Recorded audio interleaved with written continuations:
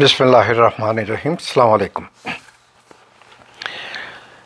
دوستو، جس نے استغفار کو اپنے پہ لازم کر لیا اس کی یہ دنیا بھی اور آخرت بھی سنور گئی، یعنی کہ وہ کامیاب ہو گیا جس نے استغفار کو اپنے پہ لازم کر لیا۔ جو انسان متقی ہو استغفار کثرت سے کرے، نبی اکرم صلی اللہ علیہ وآلہ وسلم پر درود و شریف کثرت سے بھیجے، پروردگار عالم دنیا کی پریشانیوں سے محفوظ فرما دیتے ہیں۔ پریشانیاں آتی ہیں، گزر جاتی ہیں، بے چینی کا باعث نہیں بنتی، بلکہ اللہ تعالیٰ پرخلوص زندگی عطا فرما کر دیتے ہیں۔ تو اللہ تعالیٰ نے قرآن پاک میں فرمایا، جو کوئی بھی نیک عمل کرے، مرد ہو یا عورت، اور وہ ایمان والا ہو، تو ہم ضرور بالضرور اس کو پاکیزہ زندگی عطا کریں گے۔ اب یہ پروردگار کا وعدہ ہے، یعنی کہ اللہ کا وعدہ ہے قرآن مجید میں کہ مرد ہو یا عورت ہو اس کو ہم پاکیزہ زندگی عطا کریں گے، خوشگوار زندگی دیں گے، پرسکون زندگی عطا فرمائیں گے۔ تو جب اللہ تعالیٰ وعدہ فرما رہے ہیں تو اس کا مطلب ہے کہ ہمیں نیک اعمال کرنے سے یقیناً ایسی زندگی نصیب ہوگی۔ اسی طرح اللہ رب العزت اس کو کیسے بچاتے ہیں؟ بارشیں اللہ عطا فرماتا ہے، پھل عطا فرماتا ہے، روزی میں برکت عطا فرماتا ہے، یعنی کہ اس بندے کو اللہ رزق کی دوڑ کے پیچھے نہیں لگاتا، یعنی کہ اس کے ہر کام میں اللہ آسانیاں پیدا فرما دیتا ہے۔ اور یہ استغفار اتنا بڑا کلمہ ہے کہ ہر بیماری، پریشانی، مصیبت، گھر میں بے سکونی، کوئی بھی آپ کو پریشانی ہو، ذہنی، دلی، کوئی بھی ہو، اس کا علاج بھی اللہ تعالیٰ نے استغفار میں رکھا ہے۔ اس کی میں ایک آپ کو مثال سناتا ہوں کہ حضرت حسن رضی اللہ عنہ تشریف فرما تھے۔ ایک آدمی آیا کہنے لگا، حضرت بڑا گناہ گار ہوں، بڑا خطا کار ہوں، چاہتا ہوں کہ میرے گناہ معاف ہو جائے، مجھے طریقہ پتہ ہے۔ تو فرمانے لگے استغفار کر لیا کرو، یعنی استغفار کیا کرو۔ تھوڑی دیر گزری، ایک اور آدمی آیا تو اس نے کہا، حضرت اس سیزن میں تو بالکل تباہ و برباد ہو گیا کیونکہ بارش نہیں ہوئی، اب تو مویشی بھی پانی کو ترستے ہیں، دعا فرمائیے، کوئی عمل بتائیے۔ تو اس کو بھی حضرت حسن رضی اللہ عنہ نے فرمایا کہ استغفار کیا کرو۔ ایک اور آدمی آیا، حضرت بڑا غریب ہوں، قرضوں نے جکڑ رکھا ہے، ادائیگی کی کوئی صورت نظر نہیں ہے، مجھے کوئی اس کا طریقہ بتائیے۔ تو اس کو بھی فرمایا استغفار پڑھا کرو۔ پھر ایک آدمی آیا، حضرت بڑی دل کی تمنا ہے، کئی سال ہو گئے شادی کو، اللہ تعالیٰ مجھے نیک بیٹا عطا فرمائے۔ انہوں نے کہا، جاؤ استغفار کیا کرو۔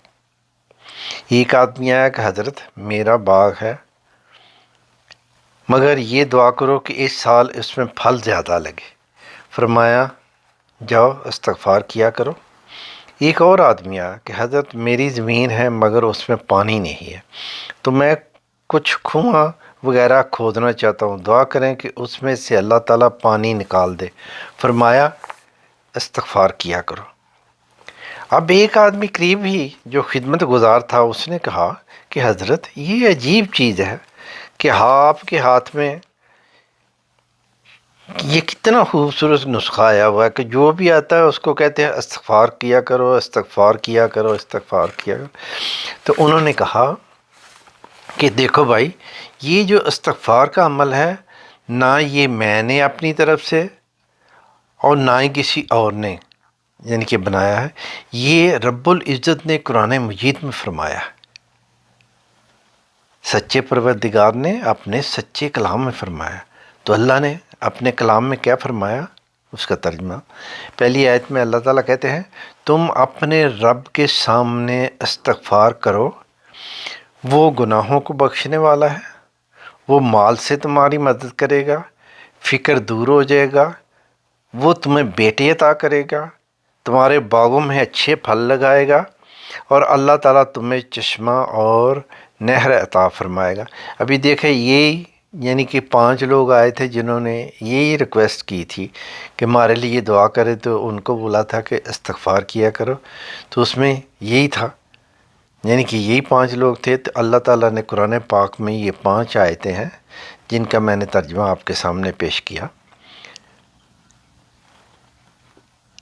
تو یہ قرآن مجید کی آیت ہے، اس میں بتلایا گیا ہے کہ استغفار کی کثرت سے اللہ تعالیٰ یہ سب نعمتیں عطا فرما دیتے ہیں۔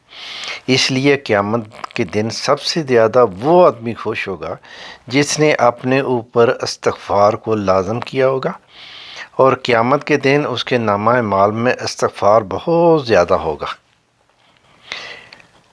ہم چلتے پھرتے بھی استغفار کر سکتے ہیں، گاڑی چلاتے بھی استغفار کر سکتے ہیں، بیٹھے ہوئے بھی استغفر اللہ پڑھ سکتے ہیں، مگر دیکھا یہ گیا ہے کہ مشکل سے 100 دفعہ پڑھنے کی وسعت کسی قسمت والے کو نصیب ہوتی ہے۔ تو اسی استغفار پڑھنے میں اللہ تعالیٰ کے نبی صلی اللہ علیہ وسلم انہوں نے یعنی کہ فرمایا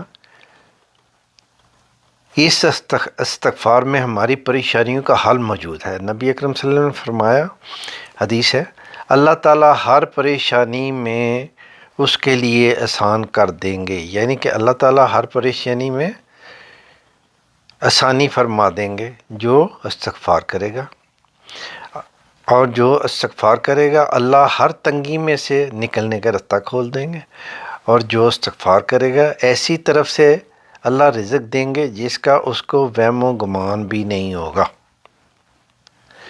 ابھی دیکھیں استغفار کے یعنی کہ میں نے قرآن پاک کی آیتوں کے بھی ترجمہ آپ کو سامنے رکھا، اللہ کے نبی صلی اللہ علیہ وسلم ان کی حدیث کا بھی ترجمہ میں نے آپ کے سامنے رکھا کہ استغفار کرنے کے کتنے فائدے ہیں، کہ اللہ یعنی کہ استغفار کرنے والے کے گناہ بخش دیتا ہے، اس کی ایسی مدد کرتا ہے کہ اس کا فکر یعنی کہ فکر دور ہو جاتا ہے، فقر دور ہو جاتا ہے، یعنی کسی روزی کا معاملہ اس کا حل ہو جاتا ہے، اسے اللہ بیٹے عطا کرتا ہے، اس کے باغوں میں اللہ پھل لگا دیتا ہے، اور اس کو اللہ چشمے اور نہریں عطا فرماتا ہے۔ تو استغفار کوئی مشکل لفظ نہیں ہے، استغفر اللہ استغفر اللہ استغفر اللہ، اور جس نے اپنے آپ پہ لازم کر لیا وہ یہاں بھی کامیاب اور مرنے کے بعد بھی کامیاب، کہ اس کی دنیا اور آخرت دونوں ہی کامیاب ہو گئی۔ تو اللہ تعالیٰ ہم سب کو استغفار کرنے کی توفیق عطا فرمائے، اور اس کو اپنے اوپر لازم کرنے کی توفیق عطا فرمائے، آمین۔